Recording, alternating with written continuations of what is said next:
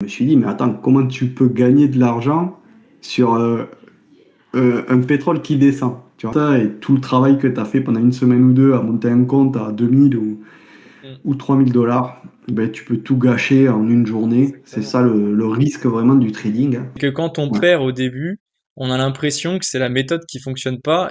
Il y a beaucoup de facteurs en fait à adapter à une méthode. Donc C'est sûr. c'est pour ça que c'est important de laisser sa chance à la méthode, quoi.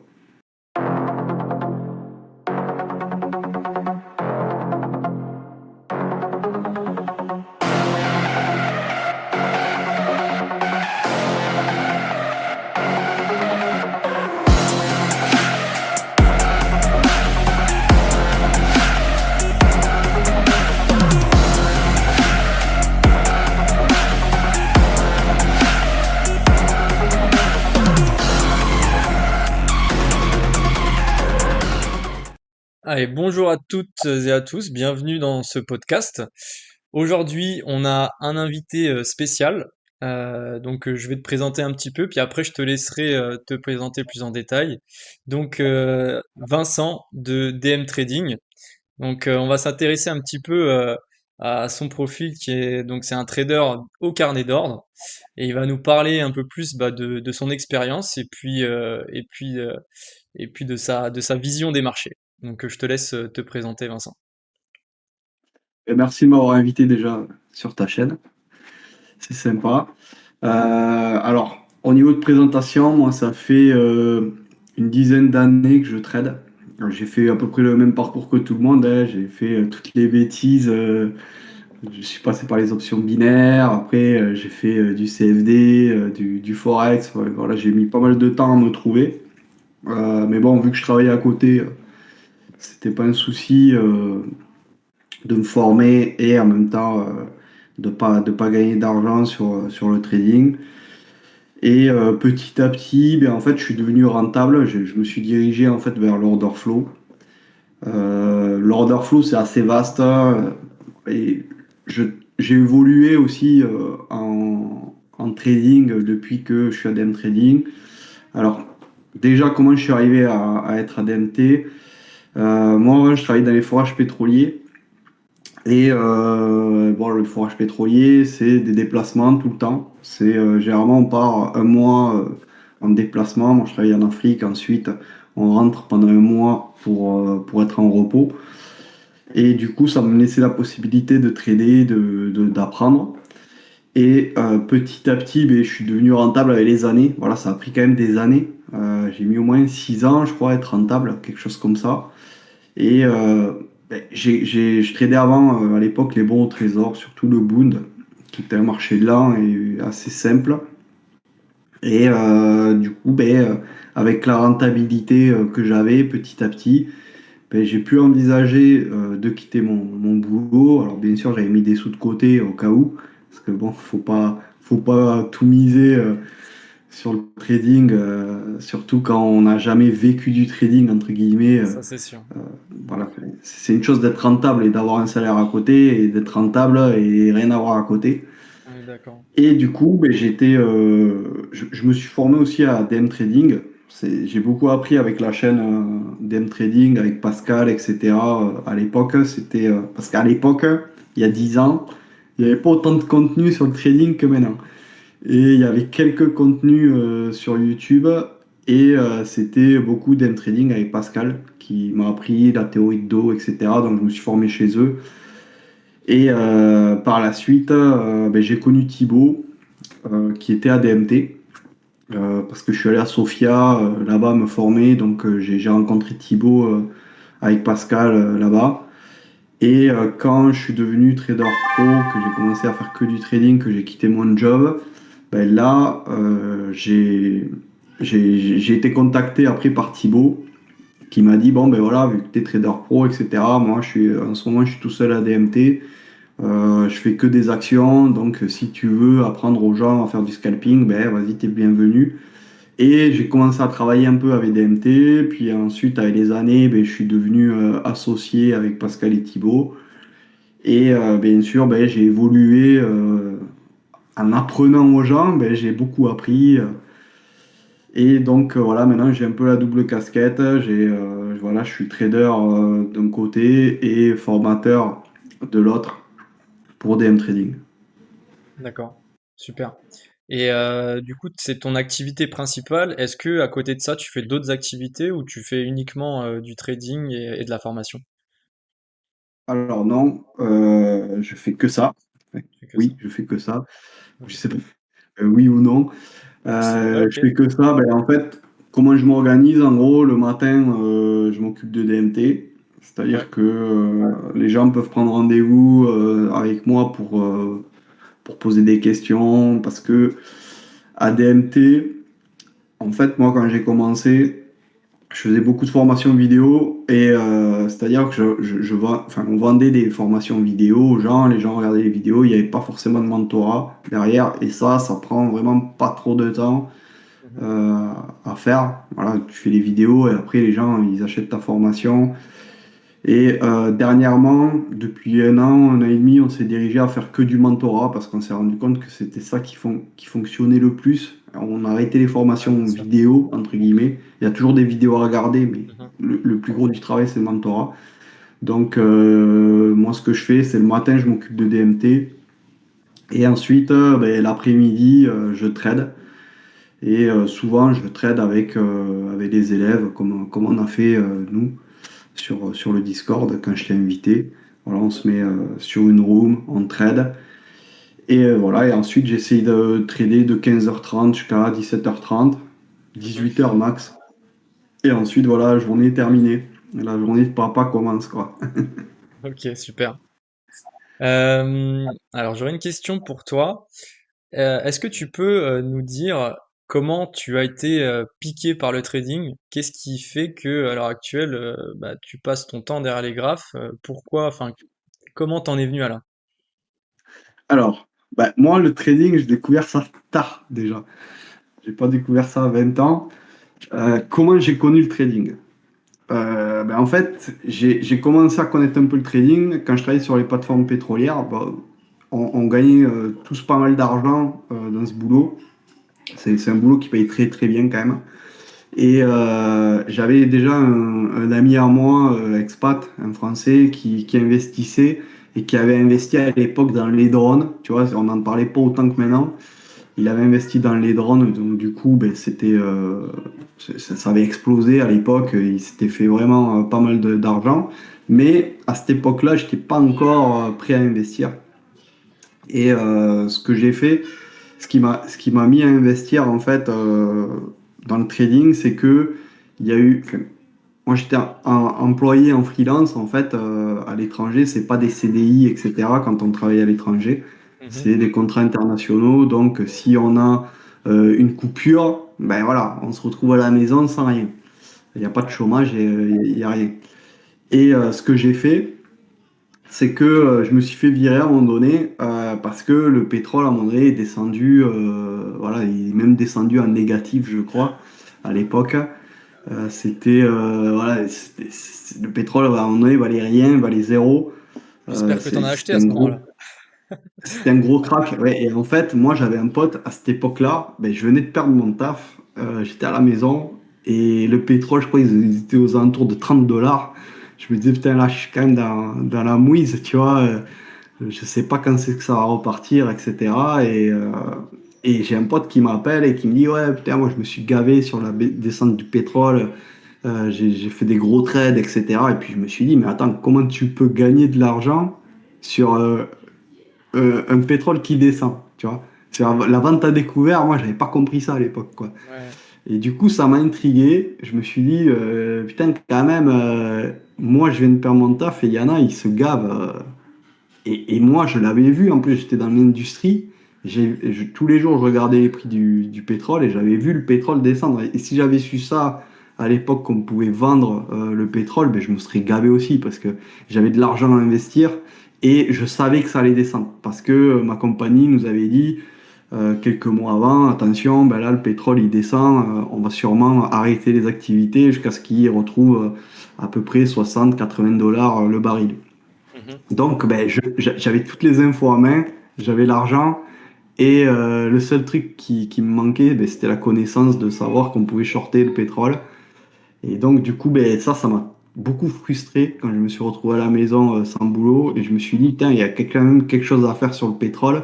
Parce que là, le pétrole, ben voilà, il est à, je crois, il était à 30 ou 10 dollars, quelque chose comme ça. Il était vraiment descendu au fond, à la cave. Et je me suis dit, ben là, il va remonter, c'est obligé. Voilà. Mhm. Et donc, je me suis intéressé à ça. Et puis, j'ai commencé à acheter du pétrole. Voilà.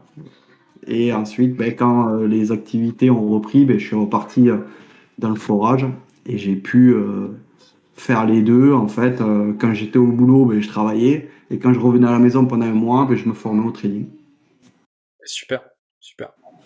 Euh, Est-ce que tu peux maintenant nous décrire un petit peu peut-être ton parcours en tant que trader, par quoi tu as commencé et qu'est-ce que tu fais là maintenant en termes de trading? Alors, par quoi j'ai commencé? Ben, moi, j'ai commencé par les options binaires. Ok.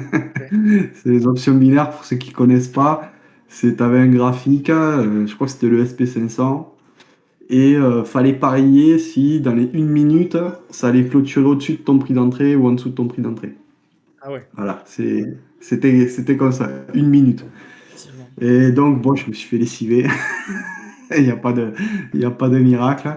Ensuite, ben, j'ai commencé à creuser un peu plus parce que, bon, à part le pétrole, j'ai fait un bon coup. Mais après, bon, voilà, le pétrole, quand il s'est stabilisé à 80 dollars, à 60 dollars, ben, voilà, c'était plus compliqué.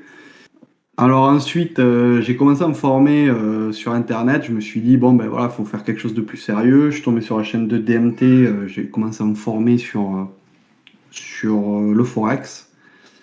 Le Forex, ben, avec toutes les paires exotiques et tout ça qu'il y avait, ben, voilà, j'ai pas gagné d'argent sur le Forex, j'en ai perdu. J'ai Mhm. cramé pas mal de comptes. D'ailleurs, j'étais à l'époque chez IG. Je pense que je leur ai payé pas mal de vacances hein, Je suis à passé par IG. là moi aussi. Voilà. Ensuite ben, je me suis dit qu'il fallait que je commence à me former. Du coup, ben, j'ai acheté pas mal de bouquins sur le market profile, sur le footprint, etc. Les bouquins, c'est bien, mais bon, moi, j'ai besoin d'expérimenter pour apprendre. J'arrive pas trop à apprendre avec une formation ou avec des bouquins. Il faut que je pratique et que je fasse les erreurs par moi-même pour comprendre.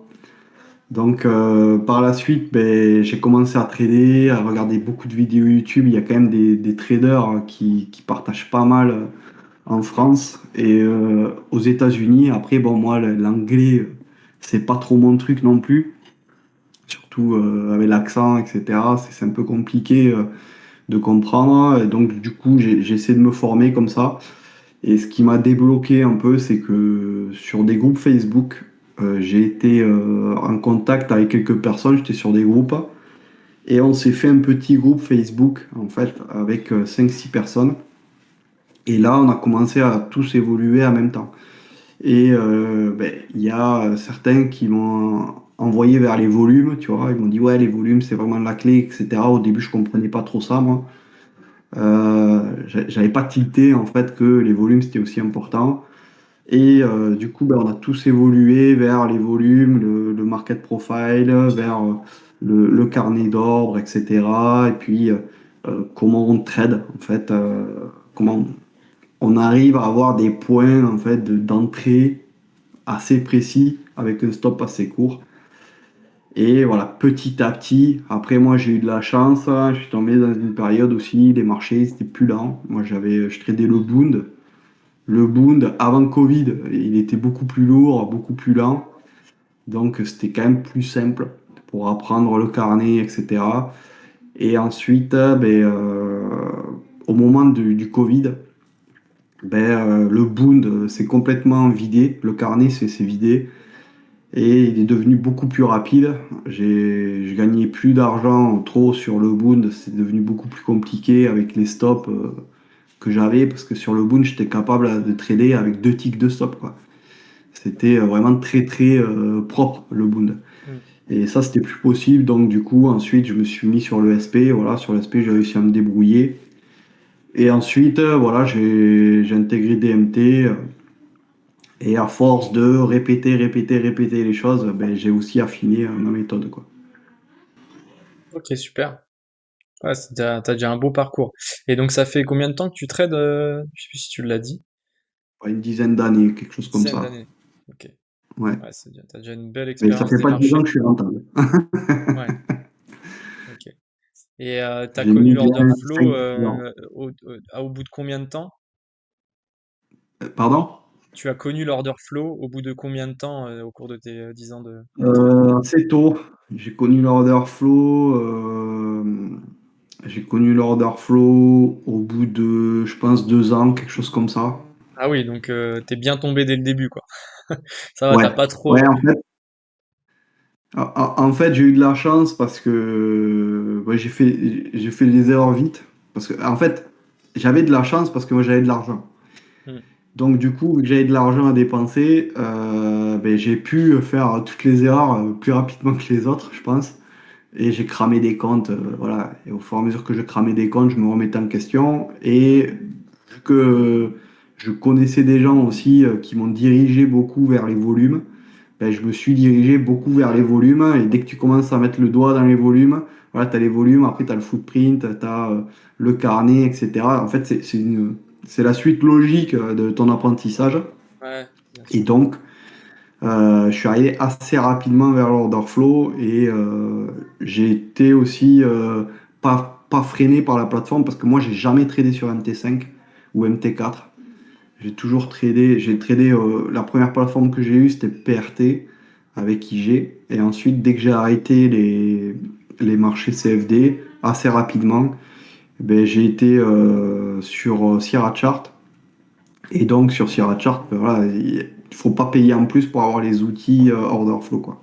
Mhm. Ah, ok. Ouais, donc en fait, t'as entre guillemets un peu eu de la chance au début, t'es tombé un peu sur les bonnes Ouais, infos dès le début, quoi. Parce que c'est vrai que la majorité ouais, des traders, enfin en tout cas les gens de ma communauté, il y en a beaucoup qui sont passés par les CFD un peu comme moi et qui ont galéré pendant quelques années sur MetaTrader ou des choses comme ça avec des spreads horribles, des brokers un peu douteux. Donc, euh, donc c'est cool. Donc ça te fait une belle expérience sur l'order flow du coup parce que ça fait ouais comme tu dis t'as 2 ans 2 ans avant de commencer l'order flow donc ça fait au moins 8 ans que déjà tu vois un peu les ouais, volumes sur les futurs etc. quoi. Ah, super. ouais, ouais. Après, il faut dire que à l'époque, il y avait beaucoup moins de contenu et Ouais. il y avait beaucoup moins de pubs des brokers CFD. Mhm. Donc, c'est vrai que vu qu'il y avait moins de contenu, on était plus attiré vers les livres, les trucs comme ça, les bouquins. Et Ok. souvent, ceux qui font des bouquins, ben, c'était des traders pros qui avaient travaillé en institution. Et eux, voilà, souvent, c'est des Américains. Bon, on va pas se mentir, il y a quelques Français là qui commencent à arriver, enfin, qui sont là sur le marché, mais voilà, les plus gros traders, ce sont des Américains. Et tous, ben, Mhm. ils tradent sur futur et puis ils tradent avec les volumes, quoi. Ouais, bien sûr. Bien sûr. Donc moi, c'est ça qui m'a vraiment un peu sauvé, entre guillemets, dans le trading, c'est Mhm. c'est lire des livres, quoi. Ok. Et Super pas intéressant. avoir toute cette masse d'informations. Après, la chance que j'ai eue aussi, c'est que maintenant, tu as énormément d'influenceurs sur le trading. Mhm. Et donc, tu as énormément de méthodes. Voilà. Et au début, ben, quand tu testes une méthode, ben, voilà, quand tu commences à perdre une fois, ben, tu te dis pas, ouais, c'est ta psycho qui vrille. Mhm. C'est la méthode, elle marche pas, quoi. Ouais, tout à Ou fait. alors, voilà, tu te dis pas, c'est normal de perdre une journée, tu peux pas gagner tous les jours.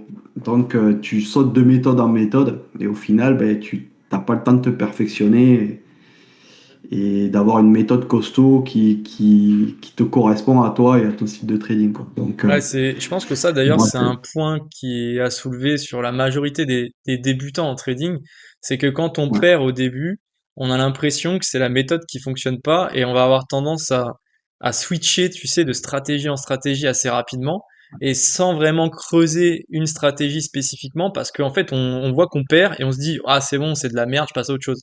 Alors qu'en fait, en tant que débutant, il faut comprendre que une stratégie, c'est pas parce que tu perds avec une fois qu'elle est mauvaise en fait. La perte en trading, ça fait partie du quotidien et malheureusement, il faut accepter ses pertes et savoir aussi bah, se détacher de celle-ci pour pouvoir rebondir le lendemain, parce qu'une stratégie n'est pas mauvaise juste parce que tu as perdu pendant une journée avec, quoi. Et le problème, c'est que moi, quand j'ai débuté, dès que je me mettais sur une stratégie et que ça marchait pas, moi, faut que ça marche direct, en fait. À partir du moment où ça marche pas, je suis en mode, ouais, mais non, mais c'est de la merde, je passe à une autre. Alors qu'en fait, pas du tout. Des fois, il y a des très bonnes stratégies où tu vas tester pour la première fois, ça va mal se passer, mais pour autant, si tu potasses un peu plus le truc et que tu restes dessus pendant plusieurs semaines, c'est là où tu vas voir qu'en fait la puissance du truc et que au final les petites pertes que tu avais eues au début, c'est juste parce que peut-être ta psychologie était pas bonne, peut-être tu as été trop impatient pour entrer dans le trade, peut-être tu n'avais pas toutes les confirmations nécessaires aussi. Enfin vraiment, il faut pas switcher de stratégie tous les jours parce que sinon en fait t'avances pas et au contraire, c'est contre-productif, je pense. Ouais, parce que des méthodes qui fonctionnent, il y en a quand même pas mal. Ouais. Voilà, par exemple, ben, toi, tu viens du SMC. Moi, j'ai un ami à moi qui est trader pro qui traite que avec du SMC. Donc, je sais Ouais. que le SMC, ça marche. Il a essayé de me former sur le SMC, mais voilà, j'ai pas accroché. Bon, après, quand tu as une méthode déjà qui te fait gagner, bon, tu es moins motivé à apprendre une autre méthode, on va dire. Ouais, tout à fait. Mais voilà, il faut s'y tenir. Une méthode, c'est un tout. Voilà, c'est prendre la méthode, l'adapter à toi, parce qu'on ne fait pas tous le même style. Hein. Alors là, il y en a, ils sont scalpers, ils vont prendre 4 ticks, ils vont tout couper. Il y en a, ils vont essayer de laisser courir. Il y en a, ils vont trader avec des stops plus larges. Il y en a plus courts. Et voilà, ça dépend les horaires de trading qu'on a, ça dépend le marché qu'on a, ça dépend la patience qu'on a. Voilà. Mm. Donc, il y a beaucoup de facteurs en fait à adapter à une méthode. Donc, C'est sûr. c'est pour ça que c'est important de laisser sa chance à la méthode, quoi. Ouais, tout à fait d'accord avec toi. Et bah, en parlant de méthode, est-ce que tu peux nous faire un petit tour d'horizon sur ta façon de trader et puis comment tu organises ta journée de trading, quelles sont tes zones intéressantes pour entrer en position? Est-ce que tu as un petit rituel de préparation? Ouais. Alors, mais déjà, moi, je suis partisan du minimum d'effort. Donc, je vais pas.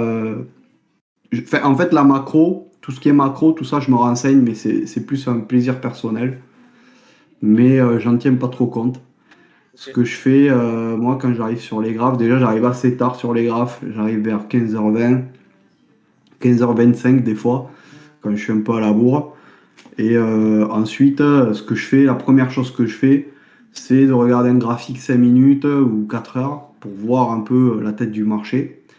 Mais je veux pas me mettre de biais dans la tête. Je veux pas me dire, voilà, aujourd'hui, ça risque de monter ou ça risque de descendre.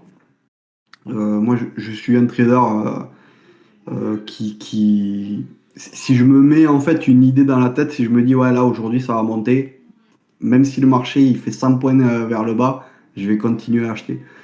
Donc, au niveau des billets, moi, j'essaie de ne pas en avoir. Ça, c'est très important pour moi. Ensuite, ben, la première chose que je fais, c'est un cadrage de marché. J'ai un indicateur qui me dit les plus hauts, les plus bas de la veille, l'ouverture, la clôture de la veille. Ensuite, un autre indicateur qui me dit la clôture du jour, la VWAP de la veille. Ensuite, j'ai la VWAP du jour, la VWAP Globex, avec surtout la SD3, SD3, SD-3. C'est mes deux SD les plus importantes. Ensuite, j'ai le volume profile. Et avec ça, en fait, j'essaye de regarder mais déjà est-ce que la veille on a baissé ou on a monté, où c'est qu'on est sur le graphique. Et j'essaye de tracer des zones. Voilà. Déjà, tous ces points-là, je les ai. C'est des indicateurs qui me les donnent, donc j'ai pas à les tracer. Mhm. Et ensuite, j'ai des creux de volume aussi de la veille que je trace pour avoir des zones de support et de résistance si j'en ai pas assez sur mon graphique. Mhm. Et voilà, après je suis prêt pour ma session, moi je me prends pas trop la tête. Et ce que je fais, ben, c'est à l'ouverture, je regarde qui c'est qui met le plus d'argent sur la table, voilà, le plus de volume. Et après, sur le SP500, quand tu as l'habitude, ben, tu vois quand il y a une grosse force acheteuse. Par exemple, hier, il y avait une énorme force acheteuse. bah, tu le vois en fait, parce que dès que tu as du vendeur, ils se font absorber comme qui rigolent, donc voilà. Et, euh, et j'essaie de me mettre dans le flux. Voilà. C'est ça le plus important. Et ce que j'ai pas dit aussi, c'est que moi, ma chose primordiale quand je commence ma session de trading, c'est de savoir si je vais mettre une stratégie de range en place ou une stratégie de tendance. Ça, c'est la chose qui me tracasse le plus au début de ma session. D'accord. Donc, si je suis dans un gros range où toute la matinée ça a rangé, ben, je vais essayer d'adopter une stratégie de range. Voilà, essayer d'acheter en bas, vendre en haut. Et si je suis dans une stratégie de tendance, ben là, je vais être plus à jouer les pullbacks sur des niveaux. Et derrière, prendre un TP sur les plus hauts ou à 4-5 points. Et ensuite laisser courir une position. D'accord. Et à quel moment, donc tu parlais du fait que tu adaptes une stratégie de range ou une stratégie de tendance, à quel moment tu Ouais. arrives à te dire, ok, là on part dans une tendance, là on est plutôt dans un range, enfin comment t'analyses ça par rapport à ton graphique?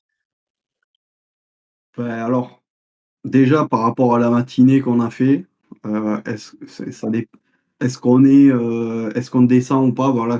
Quant à l'ouverture du marché, généralement, moi je regarde les volumes d'ouverture du marché des 5 premières minutes. Généralement, ben, si on est à les 5 premières minutes, si on a 20-30 000 contrats, généralement ça va être une journée de range. C'est pas tout le temps vrai, mais D'accord. généralement ça va être une journée de range. Et si on a des beaux volumes, généralement il va se passer quelque chose. Si on a 50 000, 55 000 contrats, 45 000, en Quand tu, règle générale, quand tu parles de 50 000 contrats, tu regardes sur quoi? Sur les 5 premières minutes? graphique 5 minutes, ouais. Première Ok. bougie. Première bougie 5 Voilà. minutes, ok. Première bougie 5 minutes, tu regardes, si tu as 20 000 ou 26 000 de contrats, généralement ça va être une journée en range. Ok. Mais bon, c'est pas tout le temps vrai, il faut faire attention à ça. Ouais, ok. Donc ça, c'est la première chose.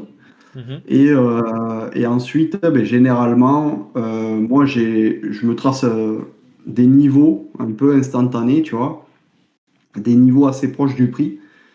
Et je me dis, bon, voilà, si on casse ce niveau à la hausse, c'est Ouais. que peut-être voilà, on va partir à la hausse. Si on casse ce niveau à la baisse, on va peut-être partir à la baisse.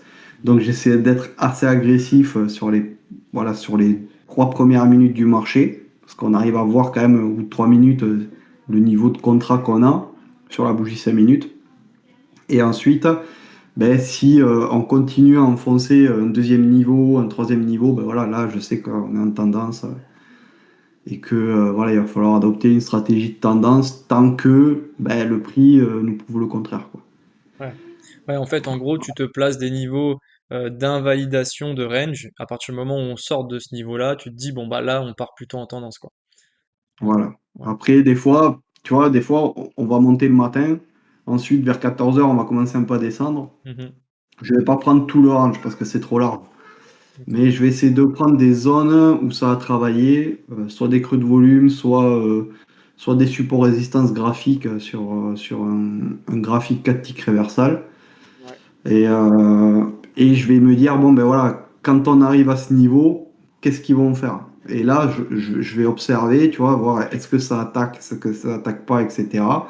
Et généralement, après, théorie de dos te montre un peu le chemin à suivre, quoi. Ok. Super. J'ai une autre question par rapport un peu à ta prise de position et ton management. Est-ce que Ouais. tu te considères comme un trader scalper pur où tu vas aller chercher quelques ticks sur tes positions, quelques points, ou alors est-ce que tu es capable de laisser courir tes trades? Alors non, je suis pas un scalper pur. Ouais. J'en connais. Moi, personnellement, non, je fais pas ça. Moi, ce que j'aime bien faire, c'est laisser courir les positions. Parce que tout simplement, au niveau du risk-reward, ben, c'est plus facile. Ouais. Pour moi, voilà, c'est pour ça que, en fait, c'est pour ça que c'est important pour moi de savoir si je vais être dans une journée de tendance ou de range. Parce que Mhm. dans une journée de range, là, je vais être scalper pur et dur. C'est-à-dire que, voilà, je vais essayer de vendre en haut, milieu de range, 50% du range, je vais lâcher la moitié de ma position. et je vais serrer au stop. Voilà. Je vais serrer au stop. Si ça casse pas de suite, je vais couper. Là, je vais faire vraiment du scalping serré. Si c'est une journée de tendance, comme on a en ce moment, Mhm. ben là, je vais essayer de laisser courir au maximum. Ok. Je vais prendre TP1 quand même tout le temps pour essayer de financer mon risque. Ok. Parce que voilà, c'est dommage de sortir à BE alors qu'on a pris le risque de perdre 200 ou 300 dollars ou je sais pas combien. Mhm. Mais je vais toujours essayer de laisser courir un peu parce que c'est aussi frustrant de voir une position où on est sorti à plus de Ouais. 150 et puis quand on regarde derrière, ben, on aurait gagné 1000 balles. Ouais, Donc exactement. Ouais, ça c'est, je crois que c'est un peu psychologiquement frustrant. aussi, je peux pas trop me permettre Ouais, je de, comprends. de couper tout. Je comprends. Et tu prends tes positions en micro ou en mini? Alors ça dépend. Ça dépend de la volatilité. Voilà. Quand il n'y a pas de volatilité, ça dépend le marché aussi. Quand il n'y a pas de volatilité sur le SP, je serai dans mini. Quand là sur les propres firmes, trader à 2 mini avec de la volatilité, c'est un peu chaud parce que tu n'as pas trop droit à l'erreur. Mhm. Donc j'essaie de trader en micro, donc je vais essayer de prendre 13-14 micros Ok. et je vais couper en fait la Ouais. moitié mon TP1 et ensuite je vais essayer de laisser courir avec comme but de renforcer dans le sens de la tendance, tout le temps, tout le temps. Et, euh, et ensuite sur Nasdaq, bah là je serai dans le micro. Voilà. Le mini, je l'ai longtemps tradé en Mhm. compte propre, hein, mais sur les propres firmes, je me fais démonter à chaque fois, quoi. Parce que Ouais. voilà, les stops, j'ai des stops assez, enfin pas larges, mais on va vite à 300-400 balles de stop. Ouais, ça peut aller Donc, vite, hein, le Nasdaq, hein. Et et, puis surtout que le et Nasdaq, surtout le Nasdaq, moi, oui, j'ai pris des slipages. ouais, Un jour ouais, j'en ai pris un, là, ça m'a coûté c'est 800 balles. c'est ce que j'allais dire. Ça fait mal. C'est que déjà tu peux te prendre ouais, les sweeps, tu peux te faire sweep, Ouais, et puis derrière aussi le Nasdaq en fait il a toujours ce truc aussi où il va revenir sur une zone 3, 4, 5 fois avant de partir. Donc t'as le temps de te faire sortir des fois, même si tu mets ton trade à BE ou quoi que ce soit, tu vas te faire sortir et au final t'avais le bon mouvement sauf que bah le prix est revenu trop de fois. Alors que sur l'IS, des fois, tu rentres, ça part tout doucement, mais ça part, quoi. Le Nasdaq, il fait, il va revenir te sortir 10 fois avant de partir sur le vrai mouvement, quoi. C'est vrai que c'est ça qui est ouais, compliqué.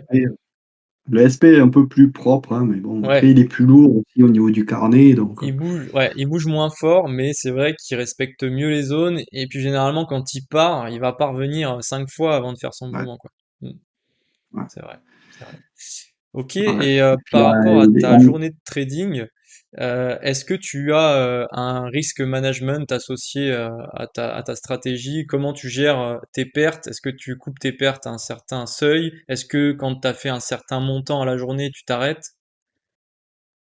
alors, Daily Win, j'en ai pas. Moi, enfin, j'en ai pas. On est obligé d'en avoir sur propre firme, Mhm. malheureusement. Alors, ça dépend des propres firmes, hein. Moi, par exemple, chez Antutrade, voilà, je suis capable de laisser courir. Si tu gagnes 4000 par exemple dans la journée, ben, ils vont rien te dire. Mais après, généralement, sur Bullnox, Apex, etc., tu es obligé de respecter quand même une certaine cohérence. Ouais, tout à fait. Donc, je suis obligé de m'arrêter. Si je fais un gros trade, par exemple, j'arrive à 1500, je sais que je vais couper parce que sinon, après, je vais devoir trop gagner pour retirer. Et Mm. après, par contre, au niveau des pertes, là, je suis très rigoureux. Au niveau Ouais. des pertes, j'essaye de perdre maximum 200 balles par Mhm. trade. Et après, ben, si je commence à aller au-delà des 500 dollars, 600 dollars de perte, là, j'arrête. Ouais. C'est que je comprends pas le marché ou c'est que je suis pas dans un bon jour. Ouais, Donc bien je vais sûr. arrêter parce que les pertes, malheureusement, si tu te fixes pas de limite, ben, tu crames le compte et tout le travail que tu as fait pendant une semaine ou deux à monter un compte à 2000 Mm. ou 3000 dollars, ben, tu peux tout gâcher en une journée. C'est Exactement. ça le risque vraiment du trading, hein. Donc Ouais. tu es obligé d'avoir, enfin moi je suis obligé de me mettre un garde-fou, de me dire, bon ben voilà, au-delà de... Généralement, moi je fonctionne par trade, je me dis au bout de 3 trades, si je perds 3 trades d'affilée, voilà, laisse tomber, c'est pas ta journée, donc Ouais. coupe les graphiques hein, et mets-toi au pire, si tu veux continuer à trader, mets-toi en démo. Mais voilà, je coupe les graphes, ouais. Ouais, je te rejoins là-dessus, hein. De toute façon, je pense que les pertes, c'est la seule chose qu'on doit maîtriser, entre guillemets, pour un trader Ouais, pour durer dans le temps, en fait, hein. C'est le seul ouais. facteur sur lequel on peut influer pour nous permettre de générer des profits. Parce que si tu maîtrises tes pertes, au final, bah, les gains vont venir naturellement. Parce que si tu respectes ta stratégie, normalement, il n'y a pas de secret, hein. Le trading, c'est des probabilités. Si ta stratégie te permet d'avoir un edge, un avantage de probabilité par rapport au marché, logiquement, tu dois être rentable. Le tout, c'est de maîtriser ces fameuses journées de perte, quoi. Ouais, après, il faut pas essayer d'être le meilleur. En fait, moi, je connais pas mal de profils de traders, hein. Il y a des traders qui ont, par exemple, un mec Hervé. Mhm. Lui, putain, il a un taux de réussite qui est insolent, quoi. Il est à 88% de réussite, je crois. Quelque chose comme ça. Donc, C'est impressionnant. lui, il peut se permettre vraiment il peut se permettre, quand il perd, au pire, de continuer ou alors d'être agressif sur les marchés et de ne pas trop laisser courir parce que il a un très bon taux de réussite. Moi, j'ai un Mm. taux de réussite qui est quand même un peu inférieur. Ça dépend des mois. Il y a des mois, voilà, je vais cartonner, je vais faire du 88%. Il y a des mois, je vais être aux alentours de 70%, Mhm. 65% des fois. Et donc, je peux pas trop me permettre d'être freestyle sur le money management. Mhm. Et mon avantage que j'ai, c'est que et je renforce. Et voilà, donc même les mois en fait où j'ai pas un bon taux de réussite, ben, j'arrive à me sortir quand même des bons résultats parce que si par exemple je fais 4 trades perdants, mais que le cinquième trade, ben, il me comble toutes mes pertes sans augmenter le levier, sans prendre de risques en fait, tout en tradant pareil, Mhm.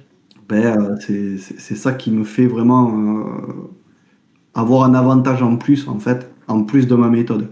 C'est le management, c'est vraiment très très important. C'est ce qui fait gagner sur le long terme. Ouais, totalement d'accord avec toi. Mm. Bah écoute, c'est super déjà, je crois qu'on a déjà bien appris à te connaître et puis sur ta façon de trader et ta vision du marché. Je pense que pour un premier podcast, on est déjà pas mal. Ce que j'invite les gens à faire, si vous avez des questions à poser à Vincent, n'hésitez pas à les écrire en commentaire de la vidéo, et je pense qu'il se fera un plaisir de vous répondre. Donc, Ouais. je vais vous mettre les liens pour pouvoir aller visiter la chaîne de Vincent, donc DM Trading, en lien de description de vidéo. Comme ça, vous pourrez aller voir un peu le contenu qu'il propose. Et d'ailleurs, vous allez voir, il fait du super contenu. Il a d'ailleurs sorti récemment une formation gratuite sur l'order flow. Donc, n'hésitez pas à aller la voir. Franchement, enfin, c'est des vidéos de super qualité. Donc, allez faire un tour. Merci. Et puis je pense qu'on va être amené à faire d'autres vidéos sur la chaîne. Donc n'hésitez pas à vous abonner à sa chaîne et à la mienne, puisqu'on va essayer de proposer des petits contenus sympathiques, je pense, tous les deux, par la suite. Bah, en tout cas, encore une fois, bah, merci beaucoup Vincent d'avoir pris le temps de passer sur la chaîne. Et puis, bah, je pense qu'on se reprévoit une petite vidéo dans les semaines, les mois qui arrivent pour compléter ce podcast-là. Il n'y a pas de souci. Mais déjà, merci beaucoup de m'avoir invité. Ça fait toujours plaisir. Et si vous voulez voir aussi l'interview de Quantum, ben, c'est sur ma chaîne. Ouais, J'étais interviewé aussi. Et bon, on essaiera de se refaire du contenu tous les deux, ce petite interview. C'est toujours sympa. ouais, Et carrément. n'hésitez pas, ouais, si vous avez des questions, likez la vidéo déjà, partagez. Exactement. Et n'hésitez pas, ouais, si vous avez des questions ou même si vous voulez qu'on aborde des sujets, Ouais, tout à fait, ouais. ben, mettez-le en commentaire. Et voilà, si on fait ça, c'est aussi pour vous. Donc, n'hésitez pas à nous dire les sujets qui vous intéressent. Ouais, Et je te remercie exactement. beaucoup de m'avoir invité. C'est cool. Bah, merci à toi, franchement, Vincent, c'était super cool, c'était agréable, et puis c'est toujours un plaisir d'échanger avec des gens passionnés. Donc, top. Et bah écoutez, la team, merci beaucoup d'être resté jusqu'à la fin de cette vidéo. C'était un plaisir pour nous deux. Et puis je vous dis à tous à la prochaine et je vous souhaite à tous un bon trading. Allez, ciao! Ciao, ciao.